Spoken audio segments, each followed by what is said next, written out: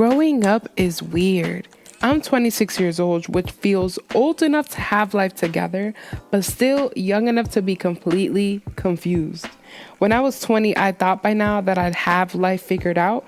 Instead, life looks completely different than I ever imagined. So today, welcome to the realest life update and lessons that I'm learning in my mid-20s. You are now listening to Season 3, Episode 5 of the Real Confessions Podcast. Welcome back to another episode of the Real Confessions Podcast. I am your host, Aida Ozuna. And if you're new, I'm glad you're here. If you're returning, you're a real one. I appreciate you. You're an OG. I always got to show gratitude in the beginning of my episodes. So today, this is more so going to be a life update. And I want to preface. Is that the word? Yes, it is a word. Preface. I want to preface. No, that doesn't sound right. I want to preface. Hold on. Yo, hold on. But is that how you pronounce it? Preface. Preface. Which means an introductory section of a book typically written by the author that explains the origin, purpose, or inspiration behind the work. All right, that was a little word of the day. Now let's get back to the episode. All right, y'all. So it was right. I think a lot of times I underestimate my use of words, my linguistic abilities. I read a lot. I listen to a lot of podcasts, so I learn a lot of new words. And I also work a corporate job, which we will dive into. This is going to be a life update. But I consume a lot of content and I learn a lot of words. And I learn, a lot of... Sometimes I may not know what the word means when someone is saying it, but I use my context clues. I think that's one of the things that I learned as a kid and I continue to learn as an adult or continue to apply as an adult. I'm currently taking a writing class, and we'll talk about college and work and all of that, I promise. But this is tied to what I just experienced. I'm currently taking a writing class. And she is a very strict teacher and very adamant, But something that I really love about her, I'm not going to say any names because I'm currently in college. I don't want to get in trouble. But something that I love is that she always uses these very profound and prolific and very impactful and these gigantic words. And anytime she's writing or anytime she's speaking, I am writing these words down. And I am the type in my class, I'm the type to raise my hand. I'm the type to be like, I'm sorry, can you repeat that word? Also, what does it mean? And being a non-traditional student, I don't know, there's no longer that fear of being seen or perceived or feeling dumb because it's I've done college, I've dropped out, and now I'm back and moving more intentionally. So I'm that type of person. In life, you need to be a life learner, and no matter the age that you are, no matter what you've experienced, no matter what you've done, the goal is to learn. And that essentially takes me to our life update. A lot has changed. I started this podcast in 2020, and I was 20 years old. Baby Aida, and I'll probably insert a clip on Baby Aida here when I first started my podcast. Hey guys, welcome to the Real Confessions Podcast. I am your host, Aida Ozuna. I'm super excited. I'm super nervous. It's a lot of emotions I'm feeling right now, but this podcast was long overdue, so I'm super excited to finally be launching it. By the time you guys hear this, I'll be 21, so I will be launching this on my 21st birthday, which is October 12th. Currently, Libra gang, but currently right. And that episode that I just played is one of my top downloaded and listened episodes till this day. So it was my intro episode, going after your goals, and I'm like, real ones tap in. It's crazy because that was literally the beginning of an era. Baby Aida was just exploring and getting to know, who she was. I was 20 years old, running AGLX Collections, which was a beauty brand, e-commerce beauty brand, and also creating content on YouTube, and recently a single mom. My son wasn't even 1 year old. I think he was 1, but he was a baby, like maybe months old.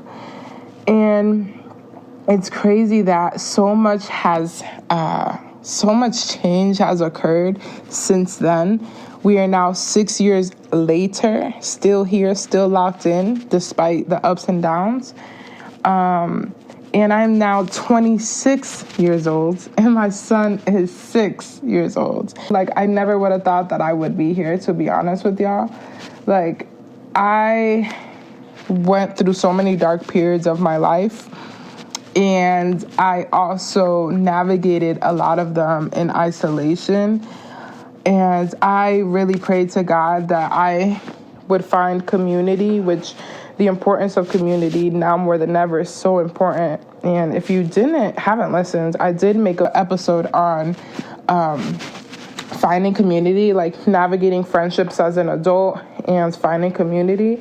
Go ahead and give that a listen. That is actually season 3, episode 2. But I want to also acknowledge it here as well, that I went through dark moments of my life, and I never thought that I would be here in the position where I have built a community, not only online, like you listening and, people that follow me and support me on social media, but also in real life, a community of friends, a community of, colleagues, a community of like partnership. So a community of church, like a community of faith. Like, I have communities everywhere I go, and that's because of just the way I've matured, the way I've been able to learn how to effectively communicate, being a life learner, all of those things. And I say this to say that in those heavy seasons, it feels very tough, and it feels very, it feels like you'll never get out of that situation that you're in or that time period that you're in. But I promise you will.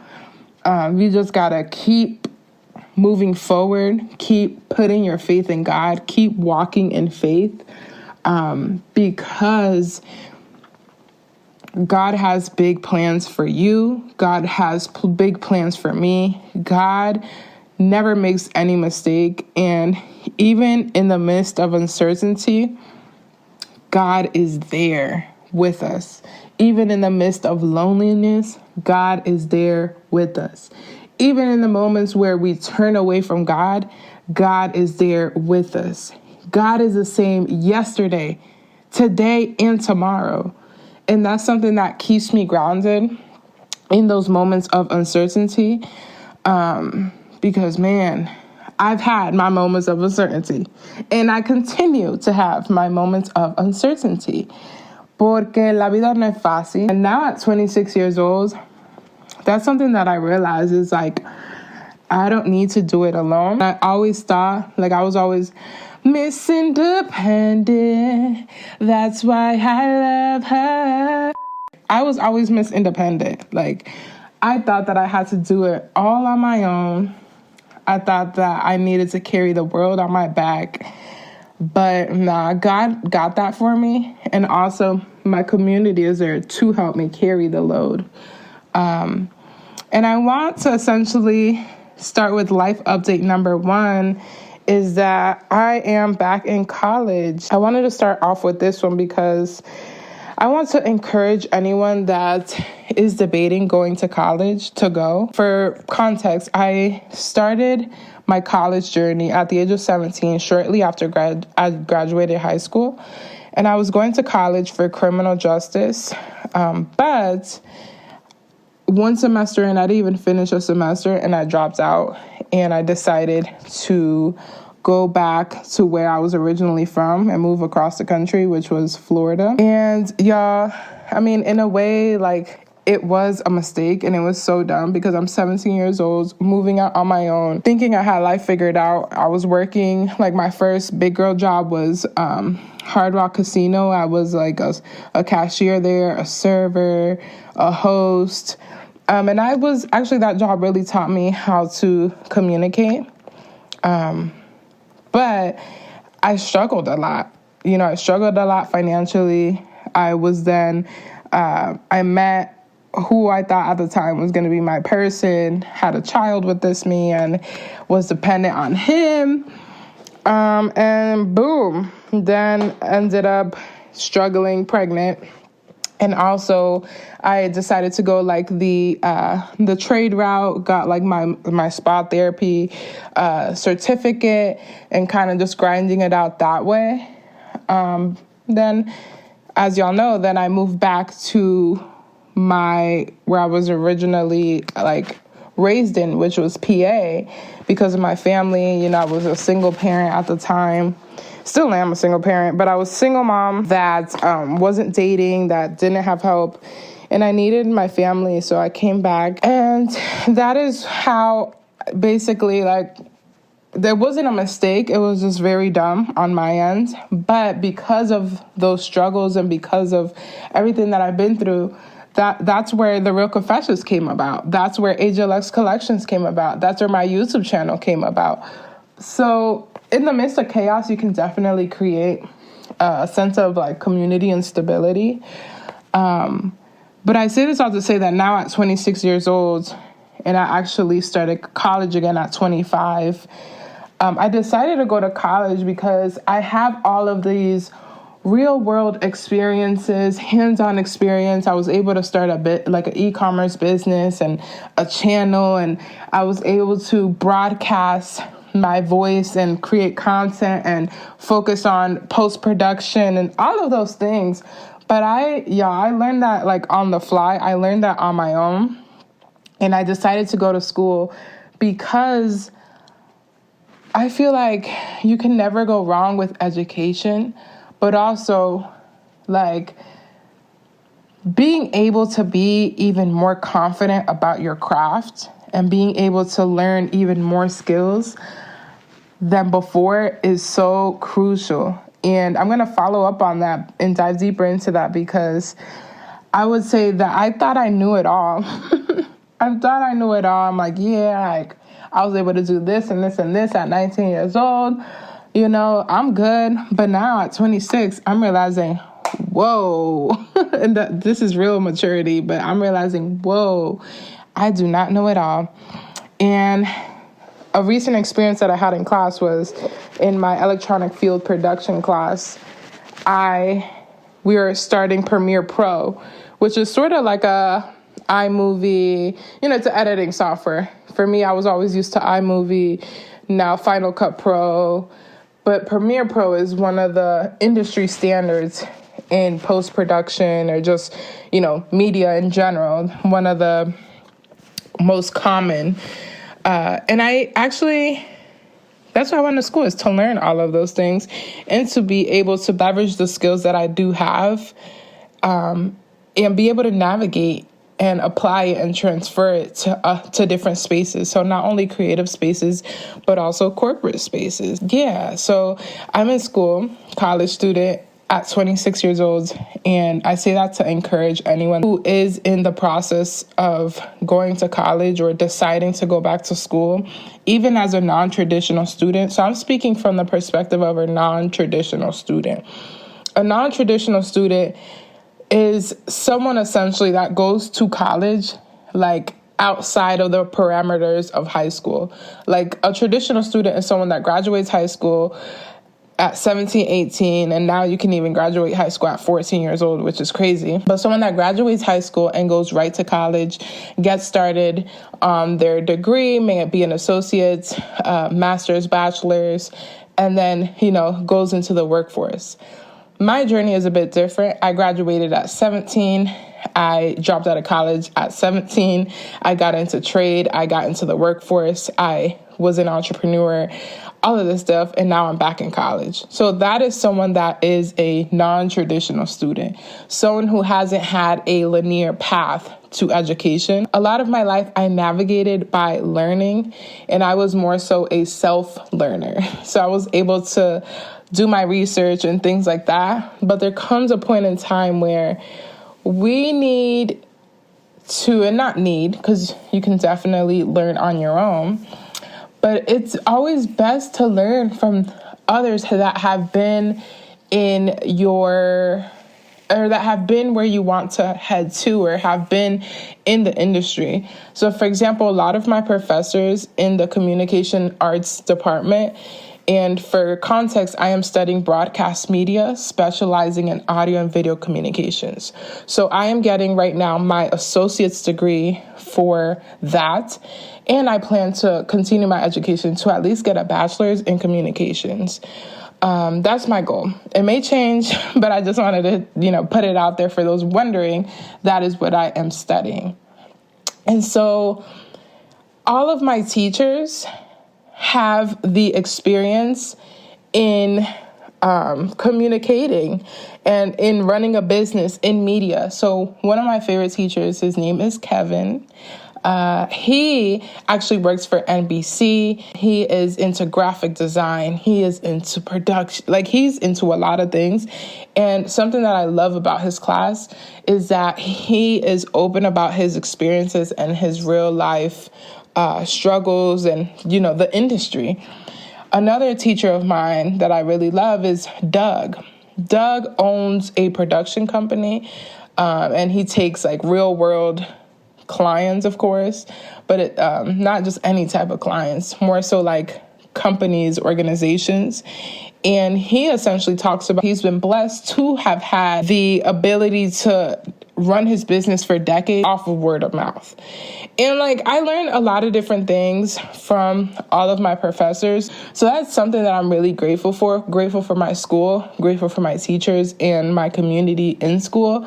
For me, I know that's very long-winded, but that is the value of education. So I never thought that I would be back in school. Never. If you would have told me, I probably would have laughed. God has a way of redirecting our steps. Yeah, so I'm back in college and I could definitely talk more about how to balance that as an adult, as a non-traditional student, if you would like. And if you're in college, feel free to share. Feel free to share your tips and tricks, what you're going to college for, because it's always great connecting with people that don't have a linear path. Because for me, I was actually listening to a podcast. I think it's called She's So Lucky Now by Les. And she mentioned something that sticks with me a lot. You can't compare your journey to other people because you pivoted. You continue to pivot. It was something similar to those lines where it's like, I can't compare my journey to someone that has had a linear path. And for me, constantly to be pivoting, that's doing myself a disservice. And it sticks with me because a lot of times I could, and I do compare myself. Some students that I go to school with, are younger. And in my mind, I'm like, damn, I wish I was, 18, 19, 20, because I would go crazy. If I could go back in time, I would have gotten my degree. I would have still have had started my business, and I would have done what I have done throughout all these years, but in a different way. But you don't really know that in the moment. You have to learn all of that through life experiences. So for that, I'm grateful. But yeah, y'all, yeah, it's an experience. It's a journey. I never would have thought that I would be here, but I am. Second life update. I am working a corporate job, and I've talked about it on the podcast, but I want to dive deeper into this because, as you've heard, I have been an entrepreneur, and I would have never thought that I would be back working for the man, working a corporate job, clocking in. Never would have thought that would be me. Like, never, ever, ever. It's also another humbling experience that I want to dive deeper in. So originally, what got me to starting or to work a corporate job, I ended up taking a step back from social media as a whole. And I talk about this in my reintroduction to season 3. So you could tune into that as well. But I ended up taking a break from social media. And social media was my main income. Social media was the way that I made money, that I sustained myself and my family, my son. And I kind of stepped away from it. You know, I was led to step away from it. I was led to kind of go back, revert back and analyze, take a step back and analyze what the path I needed, like what was the path that I needed to be on? What was I supposed to be doing? I want to share this because I've never shared this publicly, but I have had a moment where I was, let me sit down because I'm like doing stuff in between. I just want to sit down and chat with y'all. I had a moment where God spoke to me, and I know this seems crazy, and I know if anyone that doesn't believe in God and is not faithful would hear this, they wouldn't believe me, but I heard God speak to me. Around 2020, it was like around 2021, around there, where my son was 1 and 2, I have shared that I did almost lose him. I shared that in one of my episodes, but I never shared that God spoke to me, and God told me, and I heard his voice. I know it was his voice because this is not something I would have even thought of at the time. I believe I was 20 years old, but I heard God say, "You are neglecting him." And by him, God meant my son. I was focused on running a business. I was focused on creating content. I was focused on all of these different things, but I wasn't focused on raising my son in the way that God wanted me to, in the way that my son deserved me to raise him.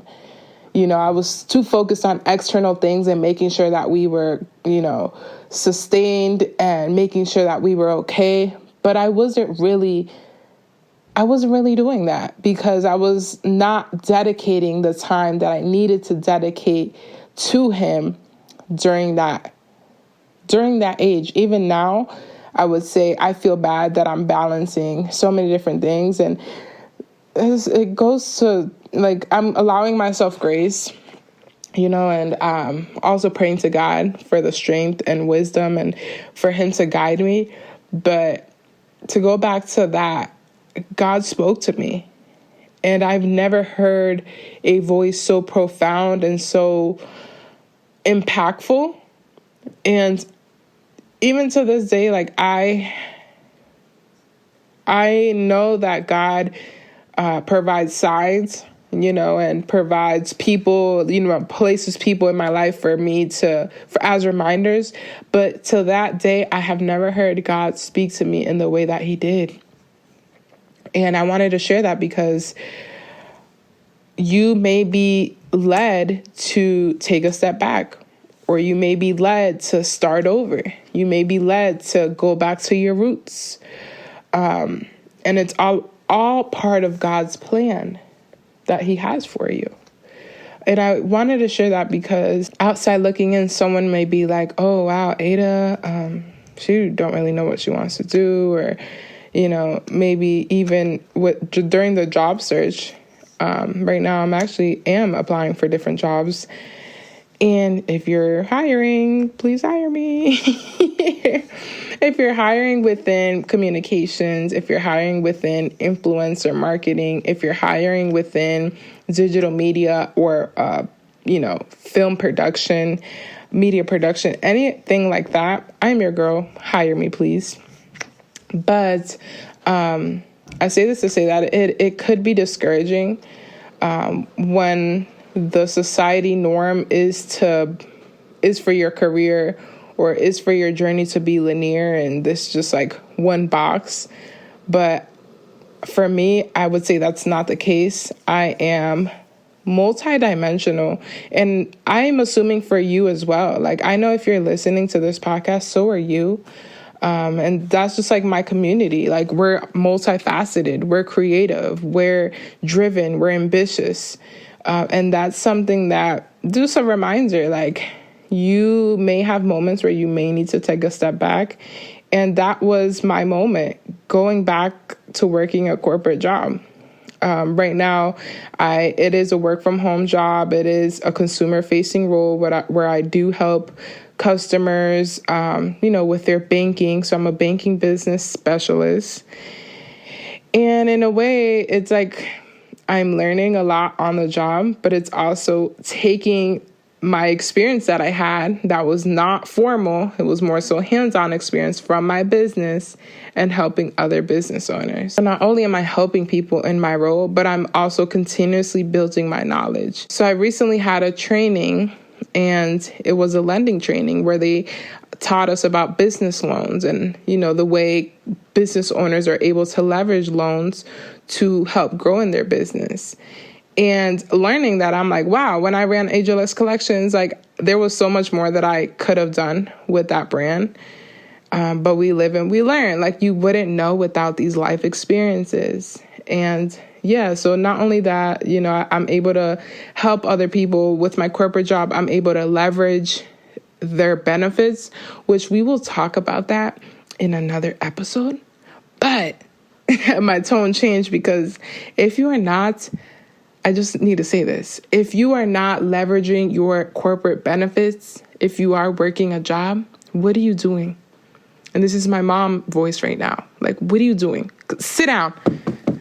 Sit down next to me. Let's talk. Because what are you doing? These corporate jobs are great in terms of benefits. And something that I have done in my corporate job is leverage their education benefit. Well, all the benefits, but the education benefit mostly because I've taken certifications for digital marketing. I've taken certifications for AI fundamentals. I've taken certifications for marketing AI through Cornell University. And these are all certificates that take less than a year, all paid through my corporate job. And I would say, I'm not going to lie, I started off with me being back in college as my first life update. But the only reason that I'm back in college is because of my corporate job. You want to know why? Because my corporate job showed me that it is possible to continue learning. My corporate job gave me the opportunities with these certifications. Like, before I started college, I started with these certifications, and completing these certifications boosted my confidence and allowed me to realize, like, wow, I could do this. Wow, like, I could learn. Wow, I could balance motherhood and education and career. And so that gave me the courage to go back to college for something that I love and that I have experience in, and something that I already do. But it's like just amplifying it, learning more about it. And so, yeah, my corporate job has provided me the opportunity to learn, to grow, to build connections. I've won awards because of my corporate job. Like, there was this Market All-Star Award where it's essentially if you're like the top performing in your region, and they take you on like a nice little dinner, and, it was really nice. Like, I got to dress up, and it was really cool. It was really cool. And that was an experience that was cool. Like, I'm sorry. I don't want to say this. I don't want it to sound braggy, but that's why I keep saying cool. I don't want to make anyone feel less than, but I would say my corporate job has given me the tools to, move forward. And I've been able to hound in on my communication skills and being able to actually connect with people, something my corporate job is also teaching me, because I do work in a consumer facing role. What that means is like I talk to people all day. I'm, helping other people. But I would say that it's taught me how to empathize with people. If you are working a job, each job has their training.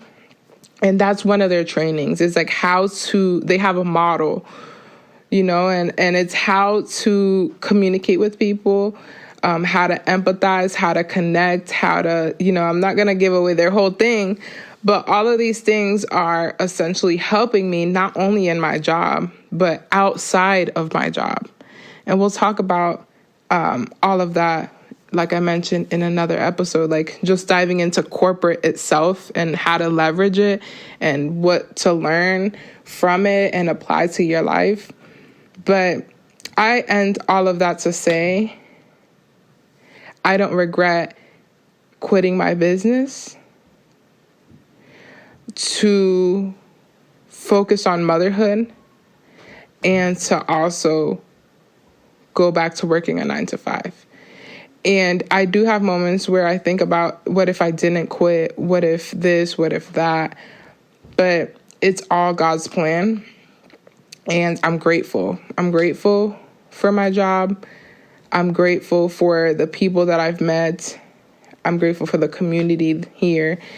And I do also want to mention the duality of it. Just because you're grateful doesn't mean you need to remain complacent. That's another thing. I've been with this job for 3 years. And I am, applying and searching. I'm not in a rush because it's something that allows me to balance my studies and allows me to balance motherhood and allows me to work from home, which is great. But just because you're grateful doesn't mean that you need to remain complacent. I'm going to say that again. Just because you're grateful doesn't mean that you need to remain complacent. And something to keep in mind, a little food for thought, because it's something that I have to remind myself, like, Aida, you could be grateful, but the opportunities are still out there. And it's just a matter if you're willing to take the risk. So, update number 3. And we're going to get a little bit... I don't know if I'm going to get emotional, but update number 3. I lost my dad last year. And I never thought that I would be in this position either. It's just so crazy. Like, you never really know how life is going to go. But I lost my dad at the age of 25. My dad passed away in August of 2025. And I don't know, y'all, like, my dad was diagnosed with ALS later on when I didn't know what you would call it, disease or condition. Like, he was already not speaking, not being able to eat, he would eat through a feeding tube and all of those things. And so it was kind of crazy that he was diagnosed right at the end. Like, ALS, you could live with ALS for the rest of your life, but it's a progressive disease. Like, it's just crazy to think about. Like, it's your muscles giving up, your lungs and all of that. Like, just look it up. But ALS is terrible. Apparently there's no cure for it, which is beyond me. But yeah, my dad was diagnosed with ALS later on. And essentially we didn't know what it was. And my dad went a period of time where he was hiding it from everyone in a way. Like, but I remember he came to visit us and he could still speak, he could still talk, but he had problems. He would always clear his throat. And that was something that he did a lot. And that was because his muscles in his throat were starting to give up. At one point, my dad thought that he had throat cancer, but that wasn't the case. But anyway, he knew he had something, and that's why he came to visit me and my sister here in Pennsylvania. My dad has always lived in Florida. And so I know in my episode on anticipatory grief, I talked about, and that's episode 1, season 3, but I cried on that episode and everything. Like, that was while my dad was still alive, and I was dealing with grief, because I knew that I didn't know when, I didn't know how, I didn't know the time frame, but I knew that my dad eventually was going to pass away. And I say this to say, like, I did want him to pass away, not because I didn't want him alive, but because I didn't want to see him suffering in the way that he was. And maybe that's selfish to say, but man, I do have my regrets that I wasn't there as much as I could have been. Yes, we were living in different states, but as a daughter, I could have, excuse me, as a daughter, I could have done more, but once again, we got life and bills and family, and I'm a solo parent. It's not an excuse. None of these are excuses, but it's like so many different factors that didn't allow for me to be there for my dad. And, I have forgiven myself and allowed myself grace because, at the end of the day, he did have my stepmom, there till the very end, which I'm super grateful for her. My dad was loved, family and friends, and I was able to go to Dominican Republic, which that's another story in itself. But when I did receive the phone call, I received it from my brother, and I didn't know how to process it. I didn't know how to feel at first. Like, when he told me, I didn't cry because it's like I was kind of like frozen in a way. And so essentially I found out that he passed away, and they're like, yeah, you got to fly out to DR. Like, the funeral is on Friday, or it was like Friday or Saturday. So it was like 2 days after I found out that he passed away. Mind you, we have school and work, and, me and Josiah already have our routine. So that was another thing where it's like, do I stay? Do I go? Like, it's in a whole different country. And I had this conversation with my aunt Aida, which I will never forget. She called me to essentially express her condolences. And I mentioned to her that I was conflicted on going. And she told me a story of when my grandpa died, my abuelo, and how she recently had my cousin, Aida, and Aida was months old, like not even a year old. And that did not stop my Aunt Aida from going to my grandpa's funeral in DR. She was like, I'll take Aida. Like, I don't care. I cannot miss my dad's funeral. And she emphasized that because she asked me, like, Aida, if this is something that you don't go to, if you don't go and get closure, if you don't go to the Dominican Republic, will you regret it? And her asking me that, I'm like, yes, I would. I would feel like I let my dad down. I would feel like I wasn't there representing his children. So my dad has three kids, me, my sister, and my older brother. My sister didn't make it, but at least I wanted to be there to represent my dad and to support my dad, to get closure, to, be around family. And I'm glad that I did. I was overthinking the logistics, getting time off of work and, time out of school, and who would Josiah stay with, because I didn't want to bring him in that environment. So he stayed with my mom. I'm super grateful for my community. Once again, it takes a village. Super grateful for my job. Like, I got bereavement. I think it was like 2 weeks. And I'm super grateful for my family. In this time of need, I have family members calling me. No matter what, family is always family. None of us are perfect, but I appreciate that in this time of need, I have family checking in on me. I have family members sending me money because it's not cheap to fly out to Dominican Republic when you buy your flight the day before you're about to leave. Like, it is not cheap.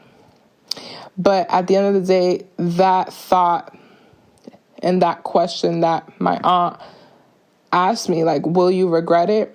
It was an immediate yes. And I knew that I had to fly out. Something that I'm super grateful for as well is that when my dad passed away, I texted my friend, Francesca, and I didn't know who else to text. When you receive the news that a parent dies, you don't really know how to react.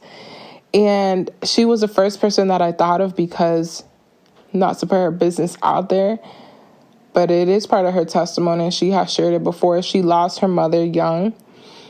And I thought of her because it's like, wow, how was she able to navigate it? And, you know, she's so strong and so resilient. So I called her or texted her, and she called me right away, prayed over me, which, man, that prayer was powerful. Her and her husband actually ended up coming to my house and bringing me things. She's like, what do you need? Like, on that phone call, she's like, what do you need? Like, what can I do? And I'm like, I'm good. Mind you, like, I'm not good. I'm like, not good at all. But I'm, again, Miss Independent, trying to do it all. Like, I'm good. And she's like, no, Ada, there's a parable that says, like, and it sticks with me as well, where it's like the guy that would ask God for help, and God sends him, the guy that's in the middle of the ocean and asks for help. God, help me. And God sends a boat. No, I'm not going to get on a boat. God's going to save me. And the boat goes away. God, help me, please help me. He's still drowning, still trying to find a way. Another boat comes, another ship. And he's like, nah. They're like, come on, get on the boat. And he's like, nah, like, I'm good. God's going to help me. The boat leaves. Like, God will continuously put things in your path. And she was expressing this to me. Like, God will continuously put things in your path, Ada. If you know, it's up to you if you want to accept help. And I'm like, all right, fine. I was like, I need a toothbrush, you know, toiletries for travel, and, you know, amazing. They actually came and brought that for me. You know, she brought velvet cupcakes, and her daughter came, and it was just a moment of, they took me to the airport as well, you know, and that was just a moment in itself, you know, the importance of community and having a village. And no matter what you go through, no matter the differences that you may have with friends or family, that they are valuable, you know, and they are there to pick you up in times of need. And I'm very grateful for that. But I was able to go to Dominican Republic after years of not visiting, and not, like, I haven't been to DR before my dad passed in years, maybe 5 years. So that was like a culture shock. And I never traveled to DR by myself. It's always been with my dad. Anytime that I would go to DR, it would either be with family. It was either my mom or my dad. It was always with family. And I never traveled to DR by myself. So in a way, that was like, whoa, this is kind of crazy. And yeah, just being around family, you know, I've had differences with my family. I had people saying certain things like, why aren't you here? You got to be a better daughter, blah, blah, blah. I know all of that was coming from a place of hurt, and we were all grieving. But in that moment, like, I got closer to my family. They were able to see my point of view and all that I'm balancing, you know, because on social media, people only see one thing. And, you know, even in general, like, when you're not there, people only see one side of the story. But when you're able to advocate for yourself and show up, I was able to share, like, all of the things that I'm balancing. Like, even after my dad was buried and everything, I had, like, brought my laptop, and I know I probably shouldn't have done that, but, like, I'm, like, working on courses and stuff, like, because I had assignments due. Not after my dad, not right after, but, like, a few days later, because I was in DR for, like, a week.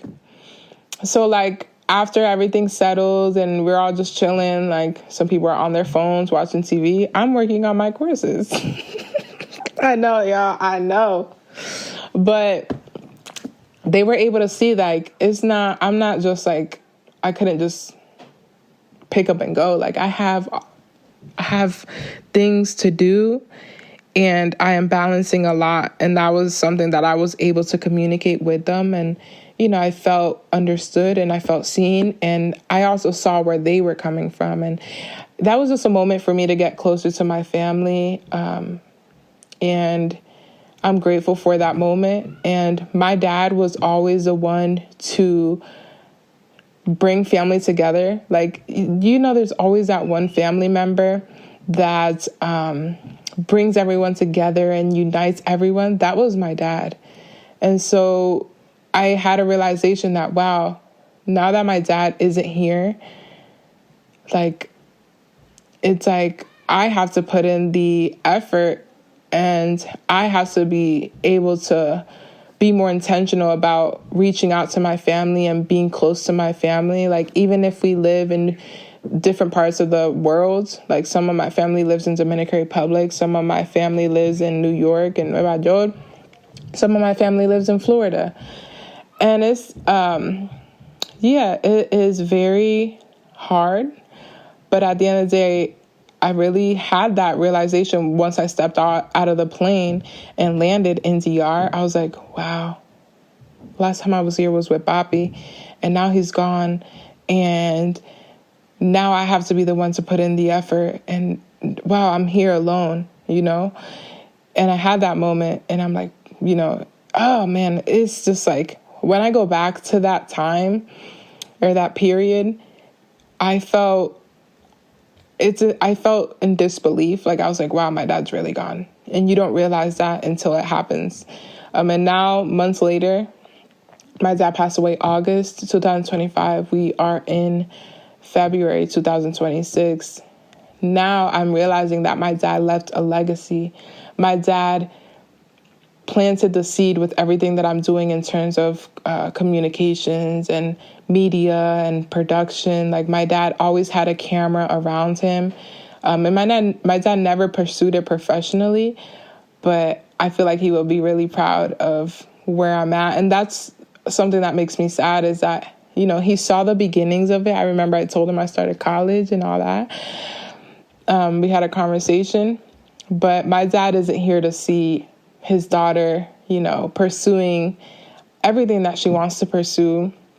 My dad isn't, I'm so grateful that my dad met Josiah and Josiah met my dad and they had that relationship. But my dad isn't here to see Josiah grow. And, we talk about him all the time. Like, we miss abuelo. Like, my son, Josiah, always expresses that he misses his abuelo and his grandpa, and that he understands that he passed away and, he's no longer here. But that's really hard. That's really, really hard. And I wanted to just share that because I shared my anticipatory grief. And I also want to share, when you're in the thick of it. And I would say I'm still in the thick of it. Even if it's months later, grief hits you. But it's all about turning that grief into grace. And I started writing something that's called grief into gracia. So it essentially translates into grief into grace, because that's something that I have been doing. I have been using my grief and my experiences and, the hurt and pain and regrets and all of these different emotions that you feel, because grief is very layered.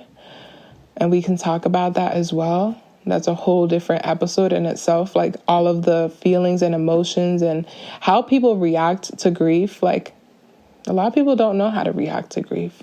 And I experienced a lot of different things in terms of expressing my grief and a lot of disappointment. But something that I am learning is that you need to turn grief into grace, and you also need to give it to God. And I know I keep mentioning God, but y'all, without God, I would not be here, because I cannot lean on my own understanding or my own strength, or else I couldn't take it. Like, it's way too intense for just myself. Like, I need to give it to God. I need to surrender to him. But yeah, I know I didn't mean to get that deep, but that is a big life update of mine, that my dad is no longer here, and grateful for him. I think about him all the time, and I realize that a lot of who I am is because of my dad. And, my dad, man, was someone that was always pouring out into other people. Like, I'll tell y'all a story. When we were young, every Saturday morning, my dad would go out and go to prisons to preach the gospel. Like, that tells you about my dad. My dad was always pouring out into other people, sharing God's word, helping other people, documenting moments. That's where I get my content creation and documenting era and personality from, is my dad. Like, my dad was always recording. My dad was always capturing moments. Till this day, even before my dad passed, I was like, papi, yo no quiero dinero, yo no quiero nada, yo quiero lo video y la foto. And I was like, Dad, like, I don't want the money, I don't want no heirlooms, I don't want none of that. I just want the photos and videos. Because my dad took so many home photos and home videos, and he documented from when we were young to now, and I remember he would always, anytime we were together, he would show us videos that he had of our graduation, videos that he would have of our birth. Just like when my dad passed, or before my dad passed, I went to go visit him in Florida, and we were going through photos together, and my dad has a closet of just like everything. But he has phones from back in the 1990s. I think they had phones back then, but phones from then, like, he saved every phone that he had. He had like Nokia phones, all the different Bibles that he had. He had our school projects from like kindergarten, first grade, all of that my dad saved. And that is essentially what he left behind for us. Like, I don't care about the money. I don't care about none of that. My dad left, number one, God's love. He instilled that in us since we were young. Number two, he left a legacy in terms of the things he left back, all of the moments he was able to document. And just as a whole, his presence is missed. But as a whole, we still think about him. As a whole, as a collective, like, y'all should have seen my dad's funeral. So many people showed out for him. And mind you, this was in Dominican Republic. The pastor of the church that my dad attended in Tampa, Florida, flew out to Dominican Republic for my dad's funeral. That is very telling. That is the legacy that he left behind. And I'm super grateful for him. None of us are perfect. I'm not perfect. He wasn't perfect. Our relationship wasn't perfect. But without him, I wouldn't be who I am today. And for that, I'm grateful. Life update number 4. I am in a relationship, y'all. Like, I never thought that I would be here either. And I know I keep saying that, but you really never know what you don't know. Like, I think after I separated from Josiah's dad and became a single parent, I never really, like, I knew eventually you'll meet someone. I know that, but like, I didn't know when or how. And it came when I least expected it. And I think dating as a single parent, because I am still a single parent. If I'm not married, if we're not in the same household, I am still a single parent. So you can be a single parent while dating. That's like a common misconception. Someone had asked me, well, they were like, Aida, I thought you were a single mom. I was like, I am. But yeah, I'm still dating, So you could separate the two. Of course, they kind of intertwine when you're dating. You have to be, like, for me, we could talk about that, but I'll touch a little bit on this. For me, I don't necessarily, when I was dating, I never had any of the men I was dating meet Josiah, like off rip, and that's something that when you have kids, you need to protect your kids, and we could talk. I'll make a whole episode, actually. I want to do that on dating as a single mom and things that you should know and, actionable steps to take, because I could see why the lines could be blurred. But anyway, I think it's super important to date intentionally. And that's something that I did have my period of. I did date casually. I did start dating intentionally. And then I had my moment where I'm like, I'm not dating at all. I'm focused on myself, my career, my health. And I think that's when that is actually when I met my partner now.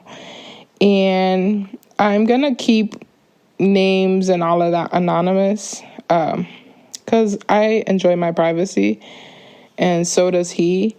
But I just want to share this as a way to inspire other single moms that there is always someone out there that is there to support you and that you are able to be loved. A lot of us go through moments of life, especially as a single parent, like we became a single parent for a reason. It's because that partner wasn't someone that was meant for life to be lived with. A lot of us make the mistake of thinking that is a person that we're going to marry and that, thinking that that's our person, because I'm sure a lot of us don't just have kids to have kids. Like we thought we saw a future with this person. And I know that's how I felt. But it didn't work out that way. Unfortunately, that wasn't the case.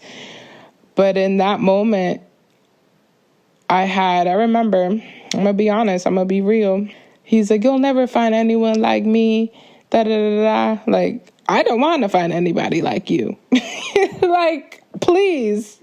Actually, the opposite of you, please, And that just was something that I experienced where it's like talking down on me and all of that. So I went a period of my life where my self-worth was misconstrued. I didn't know my value. I didn't know who I was, and unlearning all of that. So once you've experienced chaos, normalcy, and ordinary relationships, traditional relationships feel boring. And not boring in the sense where, I don't want this or no. But it's like, it feels weird because when you're in a state of chaos, I was in a state of chaos. I was in a toxic relationship. It was a lot of mental abuse, a lot of hoops and loops I had to jump through, and, so many factors I had to think about that if you're with someone that you had a child with, I experienced a lot that I shouldn't have experienced at the young age that I did. I had my son at 19. So that was still my formative ages. And I just experienced a lot of things I had to endure and I had to go through, but it's all part of the journey. And sometimes in the moment, it's like, God, why? I questioned my faith with God. I strayed away during that season. It was a very dark time in my life, but I remember finding moments during that dark season to thank God, to pray for a way out. And I did. I made it out. But that's not to say that it was easy. It was really, really hard. Really, really hard. And I never thought that I would be back in a position where I'm dating again and allowing someone in. And I've been with my partner for 2 years, almost 2 years now. And, it's different in a good way. Sometimes I'm like, is it supposed to feel this normal? And it is. That's our nervous system regulating. We're not supposed to be in a state of chaos. Love isn't loud. And it's in the Bible. Let's open up the verse. And wow, I've been talking for an hour. 1 Corinthians 13. Love is patient, love is kind, love is not jealous or boastful or proud or rude. It does not demand its own way. It is not irritable, and it keeps no record of being wronged. It does not rejoice about injustice, but rejoices whenever the truth wins out. Love never gives up. Love never loses faith, is always hopeful, and endures through every circumstance. And that's something that has kept me firm in this season where I am dating and I am putting myself out there and I am communicating and I am being vulnerable again after being hurt, and that is a verse that continuously keeps me grounded, is that love is patient, love is kind, love isn't crazy. Love isn't throwing shoes out the balcony window, because I've done that. Love isn't gaslighting. Love isn't abuse. Love isn't being talked down on. Love isn't being cheated on. Love isn't none of that. It says it in the Bible. Love is patient. Love is kind. And that is just a reminder to myself that when I do feel moments where I feel the craziness coming out, not just kidding. But when I do feel moments of shouldn't this be chaotic? Shouldn't this be a little bit more exciting? Not that it isn't exciting, but when you're used to chaos and craziness and toxicity, you think that love needs to be this exhilarating thrill, and that's not the case. That isn't love. That is lust. Okay, learning a lot of different things in this season. I am learning that I could love again. I am learning that I could be loved again. I'm learning that I'm not broken. I am learning that you can still date as a single parent, and that just because you are a single parent doesn't mean that there's anything wrong with you. Because I went a lot of my life thinking that no one would love me, no one would want to date me. I once again, my self-worth was misconstrued. But my worth isn't on what I have or don't have or my experiences. My worth is because of God. My worth isn't God, and that's something that I remind myself daily, is that I am valuable because I'm God's daughter. Woo, the King of Kings. So yeah, that has boosted my confidence a lot. God's love and his word has grounded me a lot in my journey, if you couldn't tell. And it doesn't matter if I'm in a relationship. It doesn't matter if it's in a career. It doesn't matter if it's education. God's love has grounded me. And I want to definitely talk about just dating as a mom. It's not easy, but we can make a whole episode on that. I just wanted to share that update. Hey. And something that I'm realizing as well is that everyone has their beliefs and everyone has their opinions on how a relationship could look like and the steps that you need to take and all of these different things. It's all rooted in God's word, number one. But everyone will always have an opinion and always have something to say.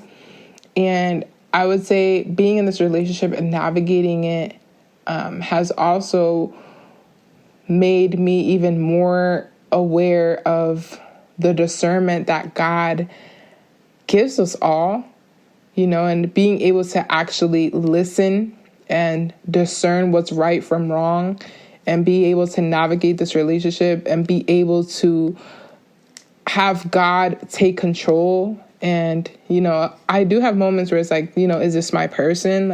Is this not my person? I have those moments. I really do. But anytime I have those questions and doubts, I remind myself, it's not up to me. It's up to God. If God wants for this person to remain in my life, he will. If God, I pray to God all the time, with relationships or friendships or anything, God, if you don't want this in my life, God, if this is not what serves me or you, God, if this is not my plan or the plan that you have for me, Lord, if this person is not good for me, remove it. Remove them. Remove the job. Remove whatever. Remove. That's a prayer that I always pray. Like, God, if this is not for me, God, if this is not for you, remove. Remove, remove, remove. And that's something that I pray a lot. And I have done with this relationship. Like, if this is not my person, Lord, remove them. But I'm happy in this relationship. I really am. I'm grateful, and I love the season that I'm in. It's not something that is comfortable. Being in a relationship after being hurt is scary, really scary, and it's vulnerable, but it's doable.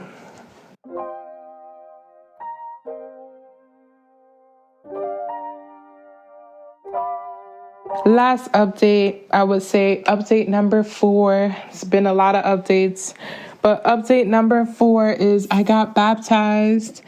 So this was shortly after I lost my dad, but I have been back in my faith and back on my walk with God. So I think God has a way of meeting us where we're at, and that's something that I really love, is that no matter what we go through, no matter how we feel, no matter us straying away, God always meets us where we're at, and God always welcomes us with open arms. And I was dealing with grief. Like, my dad passed away unexpectedly, and I already had my baptism scheduled, and I talked about this on my Instagram, but I had my baptism scheduled already. And when my dad passed away, I thought of pushing it back. I thought of canceling it. I'm like, nah, I'm not going to do it. I felt led to do it because I don't need to show up perfect. I don't need to be whole. I don't need to have life figured out to surrender to God. And I decided, even in the midst of uncertainty, even in the midst of grief, even in the midst of pain, even in the midst of sadness, to surrender to God. And not just internally, but publicly. Like, publicly surrender to God, share my testimony, share how God has worked in my life, share that even in the midst of grief, I am able to turn this grief into grace. I am able to turn this grief into love. I'm able to turn this grief into inspiration for other people to step into their faith and their journey and their relationship with God. And I don't mean to preach, but after my baptism, this is not something that, you would think that, life is great, life is, amazing. But after baptism, that's when really the enemy tries to put obstacles in your way, temptation in your way, all of these different things to stray you away from God. But that's how you know that Jesus' blood is stronger, is more powerful than any of those things the enemy has planned for us. Because the enemy is powerful too, but Jesus is even more powerful. God, the Holy Spirit, is even more powerful. And I say this all to say that being baptized has made my relationship with God stronger. I feel whole. I feel like no matter what life throws at me, I am able to navigate it because I have God there. I have surrendered everything to Him. And I wanted to make this my last update. And there's so many different things that we could make a part 2, but baby, I've been talking for an hour. But I say this to say that you will go through things in life, but you'll always find your way back to God. Like, I was raised in a church. For those that don't know, I was raised in a church. Both of my parents were Christian. My dad was a deacon in the church. As I told you before, he would go to prisons and minister. He was involved in the church heavily. My mom also in the church. Like, we would go to church not only on Sundays, but maybe Wednesdays, Thursdays. Like, we would be in the church. Like, we grew up in church. And so growing up, I also strayed away from God, especially during like 18, 19, like my adolescence, I strayed away from God. But then having navigated life, or trying to navigate life on my own, because God never leaves your side. It's just a matter if you want to turn to him or not. But having navigated life, or attempting to navigate life on my own, and, you know, experiencing all of these different things, and experiencing near-death experiences where only God was able to save me from. That's another thing. I almost died in a car accident, and God was there to save me. And without him, I wouldn't be here speaking to you. So I experienced a lot. And without God, I wouldn't be who I am today. And so that's why I decided to surrender my life to him, because he's been my protector. He's been the one to guide me through it all. Baptism in itself is meaningful, and you can read more about it in the Bible and why everyone should be baptized if you are wanting to deepen your relationship with God, and if you're wanting to really walk in faith. And it's a whole meaning to it. Just look it up. But I promise you, it's something that makes you more confident, more rooted in him, as opposed to being rooted in external life pleasures and whatever other distraction is happening nowadays. It just makes you more focused. And this is not to say that my journey has been a walk in the park. I would say even after my baptism, I've had temptation. I've sinned, because we will continuously sin, but it's all about repenting and realizing that we're not free from sin. But it's also like using your discernment, being aware, and also being disciplined, and God gave us free will, yes, but being able to navigate those things, being able to say no, like just because someone offers you a drink or a hit of a blunt don't mean you got to say yes. And that's something that I'm learning, is like not everything is meant to be entertained. This journey of mine has been a crazy one, but I appreciate everyone that has stuck with me throughout the years. And these are just like a few updates, in terms of career, relationship, love, even just motherhood. Man, like motherhood has been a journey in itself, and raising Josiah for 6 years is crazy. But I was able to do it because of community, and I'm continuously able to do it because of community, resources, advocating for myself. Josiah's teachers are amazing. The center he goes to, his friends, like everyone is just beautiful. It's beautiful how God aligns things. And even in the midst of not knowing what the next step is going to be, God will guide you. So these are just a few updates on just life in general, motherhood, career, love, faith, like just some updates. And I hope that by me sharing my journey and my testimony and my experiences, I hope that this is able to motivate and inspire you to continue pushing forward. No matter what you're feeling, no matter what you're going through, no matter the obstacles, God has your back. And the Real Confessions has your back too. Like, we're here to be honest and real and grow together. So I appreciate you for being here.